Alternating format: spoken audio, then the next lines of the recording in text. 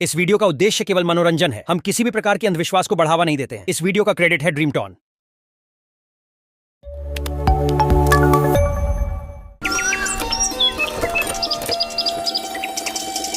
जूनागढ़ पर एक शक्तिशाली राजा महाराज भैरव सिंह राज करता था।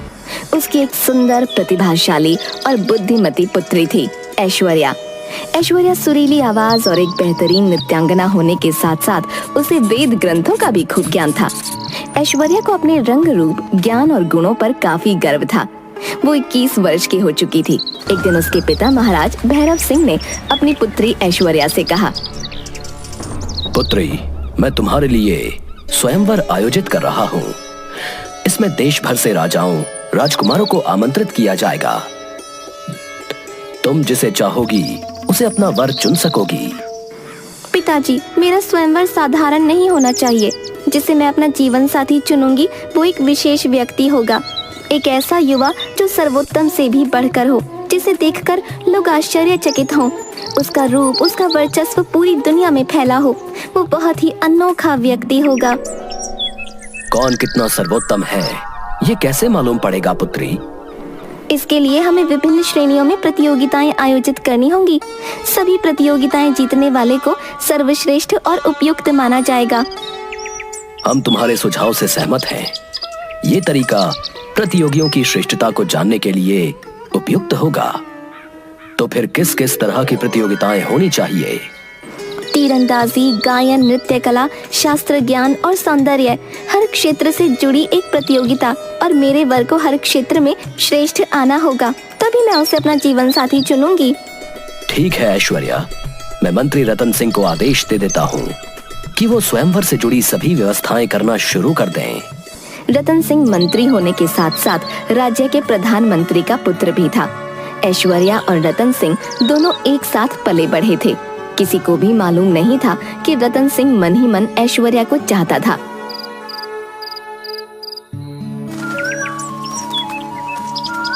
महाराज भैरव सिंह ने रतन सिंह को बुलाकर स्वयंवर से जुड़ी सारी बातें बता दी। रतन सिंह, तुम बहुत ही होनहार मंत्री हो और मेरी सभा के सबसे कम उम्र के व्यक्ति भी हो। इसलिए इस विशेष काम के लिए मैंने तुम्हें चुना है। उम्मीद है कि तुम सारी बातें समझ गए होगे। जी महाराज, मैं सब कुछ समझ गया हूँ। फिर भी अगर कहीं कुछ समझ ना आए तो तुम इस बारे में सीधा राजकुमारी ऐश्वर्या से संपर्क करना और वो जैसा आदेश दें उसके अनुसार ही कार्य करना। जी महाराज, जैसी आपकी आज्ञा। आप निश्चिंत रहिए महाराज, मैं स्वयंवर से जुड़ी सारी व्यवस्था अच्छे से करूंगा और हर व्यवस्था राजकुमारी की जांच के बाद ही संपन्न मानी जाएगी। रतन सिंह, मुझे तुमसे यही उम्मीद है। रतन सिंह राजमहल से बाहर आता है और खुद से बोलता है, प्रभु की भी लीला कैसी है। जिसे मैं पसंद करता हूँ, जिससे विवाह करना चाहता हूँ, उसके ही स्वयंवर की व्यवस्था की जिम्मेदारी मुझे दे दी गई है। खैर सही भी है। ऐश्वर्या से विवाह करने की अपनी अभिलाषा को मैं कभी भी व्यक्त नहीं कर सकता, क्योंकि मैं ठहरा एक मंत्री का बेटा और ऐश्वर्या इतने बड़े देश के राजवंश की राजकुमारी। 6 महीने बाद प्रतियोगिताएं प्रारंभ हो गईं। दूर देश से राजा, महाराजा, राजकुमार और राजसी पुरुष इनमें भाग लेने पहुंचे। सभी प्रजावासियों ने एक एक प्रतियोगी की प्रतिभाओं को देखा।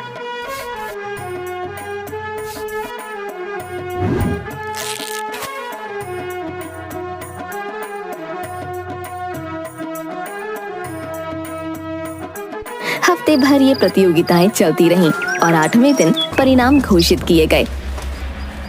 मैं रतन सिंह, जूनागढ़ का मंत्री, सर्वप्रथम मैं इस प्रतियोगिता में भाग लेने के लिए दूर देश से आए राजा, महाराजा, राजकुमार और राजसी पुरुषों का अभिवादन करता हूँ। जैसा कि हम सब ने इस पूरी प्रतियोगिता को अपनी आंखों से देखा, सभी बहुत प्रतिभावान पुरुष हैं। कौशल देश के राजकुमार कामदेव सबसे सुंदर हैं, तो उल्लास राज्य के राजकुमार प्रकृत गायन में प्रवीण हैं। कृति नगर के नित्यानंद ने नृत्य में अपना लोहा मनवाया, तो कांचीपट्टनम के पराक्रम सर्वोत्तम तीरंदाज घोषित किए गए। शास्त्र ज्ञान में स्वस्तिपुर के ज्ञानचंद्र विजयी रहे। परंतु मुझे ये घोषणा करते हुए थोड़ा दुख हो रहा है कि इस प्रतियोगिता में कोई भी राजा या राजकुमार स्पष्ट विजेता नहीं बन पाया। अब क्या किया जाए पिताजी? इन्हीं में से तुम्हें अपना वर चुनना है पुत्री। लेकिन कैसे पिताजी? मैं तो चाहती थी मेरा वर सर्वश्रेष्ठ से बढ़कर हो, पर ये प्रतियोगी तो एक एक गुण में ही श्रेष्ठ है। समस्या तो गंभीर है, परंतु कुछ हल निकालना होगा। कुछ देर विचार करने के बाद इन 5 युवकों को यहाँ कुछ दिन और अतिथि के रूप में रहने दिया जाए। शायद ये सामने आ जाए कि इनमें से कौन सर्वश्रेष्ठ है। इस तरह 5 राजकुमार महल में कुछ और दिन रहे। स्वयं को सबसे श्रेष्ठ सिद्ध करने के लिए वे हर संभव प्रयास करने लगे। सूर्य की पहली किरण के साथ ऐश्वर्या को प्रकृति की मधुर आवाज में रोमांचकारी गीत सुनने को मिलते। वो नीचे बगीचे में खड़ा गा रहा होता। जैसे ही वो सीढ़ियों से उतरकर नीचे आती तो राजसी वेशभूषा में सजा धजा कामदेव राजकुमारी के समक्ष अपना प्रणय निवेदन रखने के लिए खड़ा रहता। इसके बाद ज्ञानचंद्र राजकुमारी के साथ वेदों और उपनिषदों पर विचार विमर्श करना शुरू कर देता था। फिर पराक्रम भी कहाँ पीछे रहता, वो भी राजकुमारी को अपनी धनुर्विद्या का प्रदर्शन दिखाता।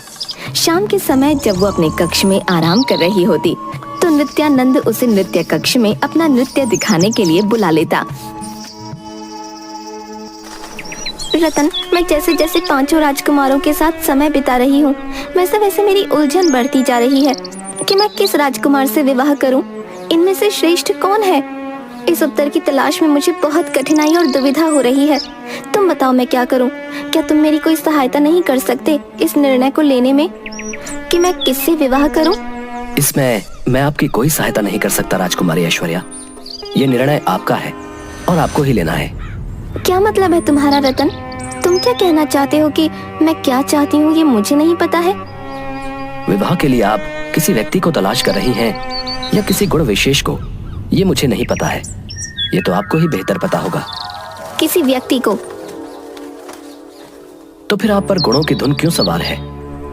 इस चक्कर में आप वर को भूल रही हैं। सुंदर युवा, उत्कृष्ट नर्तक, कुशल धनुर्धर, प्रतिभाशाली गायक और शास्त्र ज्ञाता होने से पहले वे व्यक्ति कैसे हैं?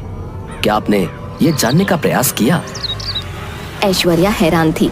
उसने सोचा नहीं था कि रतन सिंह उसके बारे में इतनी गहराई से सोचता होगा। इससे पहले कि वो कुछ कहती, रतन सिंह चला गया।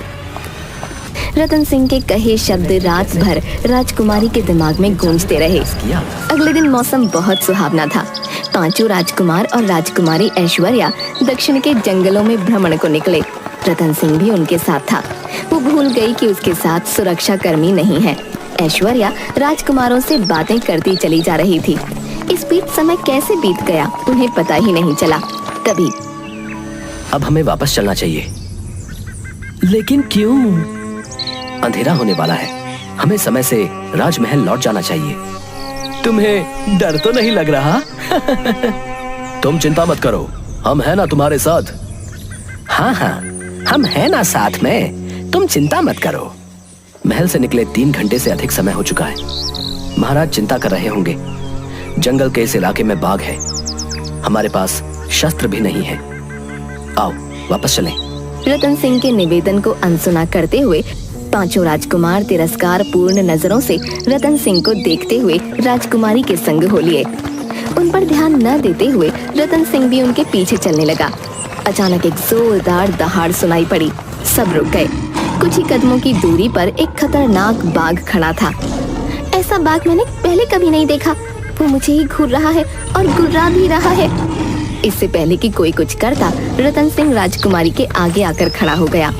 बाघ ने रतन सिंह पर नजरें गड़ा दी। भागो ऐश्वर्या, भागो। बाघ भूखा है। जब तक मैं इसे रोक सकता हूँ रोकूंगा। आप भागो। हाँ, आओ ऐश्वर्या, सैनिकों को बुला लाते हैं। आओ। रतन सिंह को छोड़कर मैं नहीं जाऊंगी। अरे हम रतन सिंह को छोड़कर थोड़ी जा रहे हैं, मदद मांगने ही तो जा रहे हैं। बाघ हमें कच्चा खा जाएगा। भागो ऐश्वर्या। लेकिन हम सब तो अपनी जान बचाएं। सारे राजकुमार वहां से भाग गए। रतन सिंह एक फुर्तीला और हृष्ट पुष्ट युवक था। जैसे ही बाघ रतन की ओर बढ़ा, रतन बाघ की पीठ पर झपट पड़ा। अपनी मजबूत भुजाओं का फंदा बनाकर उसने बाघ की गर्दन को जकड़ लिया। बाघ ने उसे फेंकने के भरसक प्रयास किए, लेकिन रतन डटा रहा। तभी बाघ की जोरदार चीख निकली और वो शांत पड़ गया। ऐश्वर्या ने पलटकर देखा, सुरक्षा कर्मी पहुंच चुके थे। ऐश्वर्या दौड़कर रतन सिंह के पास पहुंची और उसका हाल पूछा। रतन, तुम कैसे हो? तुम ठीक तो हो? तुम्हें ज्यादा चोट तो नहीं आई? ऐश्वर्या, मैं बिल्कुल ठीक हूँ और ये थोड़ी बहुत चोटें हैं, मुझे कोई गंभीर चोटें नहीं आई। तुम फिक्र मत करो। महाराज आप लोगों के लिए चिंतित हो रहे थे और उन्होंने हमें आपको तलाशने के लिए भेज दिया। रास्ते में वे 5 राजकुमार हमें मिले और उन्होंने हमें बताया कि आपकी जान खतरे में है। ऐश्वर्या और रतन सिंह सुरक्षा कर्मियों के साथ महल की ओर वापस प्रस्थान करते हैं। सब सकुशल महल वापस पहुँचे। महल पहुंचकर महाराज भैरव सिंह रतन सिंह से बोले, रतन सिंह, तुमने आज जो किया है, मैं तुम्हारे उस एहसान को पूरी जिंदगी नहीं भूल सकता। महाराज, ये मेरा कर्तव्य था, मैंने आप पर कोई एहसान नहीं किया है महाराज। उसके बाद रतन सिंह अपने घर वापस लौट जाता है, लेकिन उस पूरी रात ऐश्वर्या बेचैन रहती है। उस दिन हुई घटना के बारे में ही वो सोचती रहती है। अगले दिन ऐश्वर्या रतन से मिलने पहुंची। कैसे हो रतन? आपने यहाँ आने का कष्ट क्यों किया राजकुमारी? मैं बिल्कुल ठीक हूँ।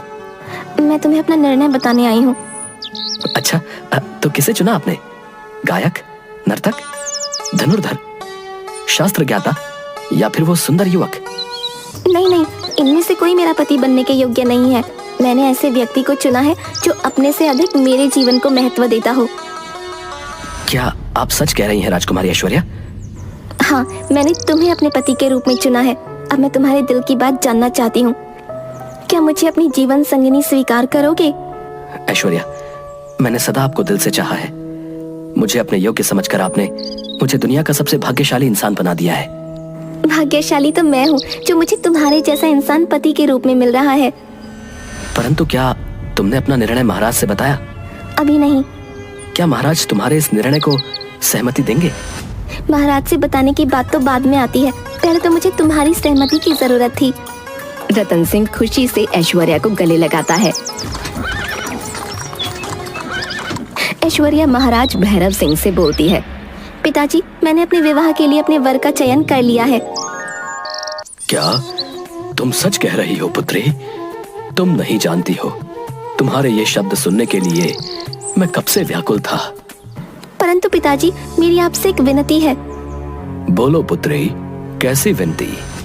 पिताजी, मैंने जिसे अपने वर के रूप में चुना है, आप कुछ भी फैसला लेने से पहले मुझसे मेरे निर्णय का कारण जरूर पूछेंगे और उसे समझने की कोशिश करेंगे।